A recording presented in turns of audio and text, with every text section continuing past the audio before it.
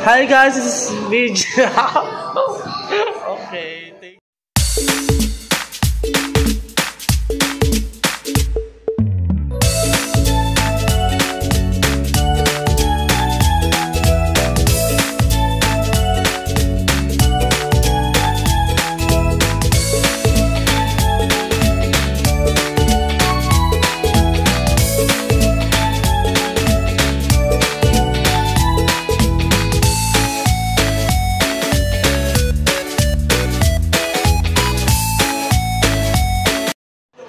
Hi guys, this is me, Gino Martin. Welcome to my YouTube channel. Ayan, kung di pa kayo naka-update sa aking YouTube channel, please pakiclick na lang nitong bell icon para maging updated kayo sa aking channel.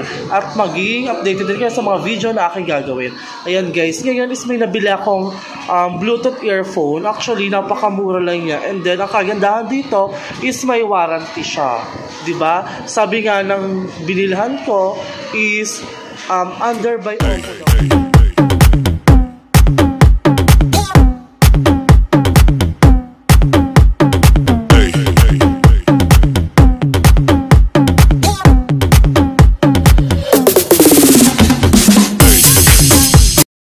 Hi guys, ito yung nagbabalik tayo. Actually, yung nasabi kong is maganda talaga siya. Maganda yung sounds niya.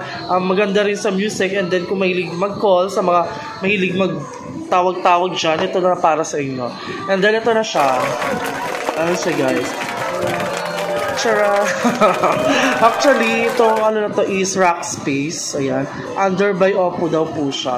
Kasi kagandahan dito nga, kagaya na sabi ko na may warranty tayo. Hindi kagaya ng ibang earphone headset na makikita natin or mabibili natin is naka 7 days replacement. Ito po is 7 days replacement and then 6 months warranty na siya. Siyempre, si Rackspace ay ito, di ba? Bongga yung carton niya, yung lagayan. Ayan siya guys. Di-magnet na siya. Siyempre, yung kasama niya is meron tayong earphone, 2 pairs of earbuds, charging cable at user's manual. Ayan guys, tingnan natin. Ayan nga guys, diba? Ngayon, mag-unbox na tayo. Check natin kung nandun talaga yung mga kasama niya, diba? Siyempre, bago ang lahat, una nating titingnan, ito. Ito yung usage manual, di ba, bongga? And then may how to repair, marami nakasulat. Syempre, pag may ganito tayong kasama, hindi natin pinapansin, tinatapon na natin siya. And then ito, warranty card. Yan guys, may warranty card talaga siya. And then ito yung 2 pairs of earbuds. Ayan, kung nakikita natin. Diba, rubber na siya, kaya sakto-sakto. And then USB cable, ayan, pag nag-charge. Actually, pwede na rin yung natin, yung sa cellphone, just charger guys. Ayan, pwede natin siyang gamitin. Sa akin kasi yun naman ginagamit ko talaga. And then, ayan. Ayan. Ito yung sinasabi sa inyo guys, di-magnet na siya. If ever na hindi nyo siya gagamitin, syempre, hindi tayo dahil mawawala. Ito, diba, na magnet na. Siya, lakas makapang mayaman.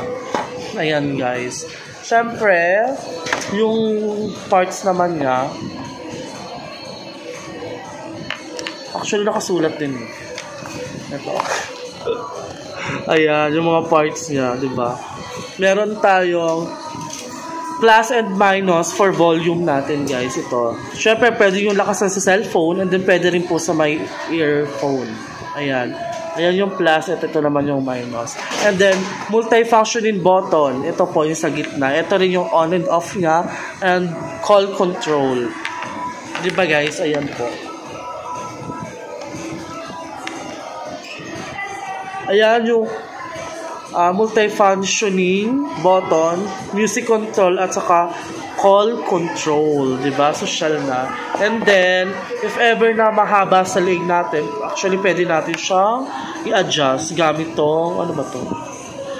Basta itong bilog, diba? Kung natin siya sa tenga natin, actually maganda talaga siya. It's fit. Fit na fit siya sa tenga, guys. Ayan. And then, pag sinearch natin siya sa phone natin, syempre, ang hahanapin natin sa Bluetooth is itong name. Movia H1. Ayan guys. Diba? Actually, kung matry nyo talaga, meron to sa mga gadget store. Actually, mas maganda kung hahanapin nyo to sa Ralph's store, Audionet, yan. Kasi meron talaga silang different kind ng rack space. At maganda pang service nila. Actually, doon ko siya binili. Ayan, guys. At ayan nga guys, ito na nga yung ano natin, Rackspace Movia H1. Kaya kagaya ng sinabi ko kanina, is pwede siyang hanapin sa mga Ralph's store, phone and accessories o kaya sa Audionet. Ayan guys, super kasi lahat ng lahat ng Rackspaces meron sila. Meron din siyang power bank, earphone, 'di ba? Actually marami ng pagpipilian. Ayan. Ayan guys, at hanggang dito na lang yung pag-unbox natin ng ating earphone. Sana may nakukulat kayo ng idea kung anong mga earphone, headset na pwede natin bilhin. Actually, yung price nga pala niya is 999 lang po siya. Diba? Napakamura lang. Sa halagang 999, magpapakinggan mo na ng clear, loud, ang sounds na gusto mo. At saka pwede mo rin matawagan yung mga mahal mo sa buhay gamit ito earphone na to. Yan, di ba? Sa mga hindi pa nag-subscribe sa akin, please like, share, subscribe to my channel. Pakiclick ng bell icon para maging updated ka sa mga video na aking gagawin.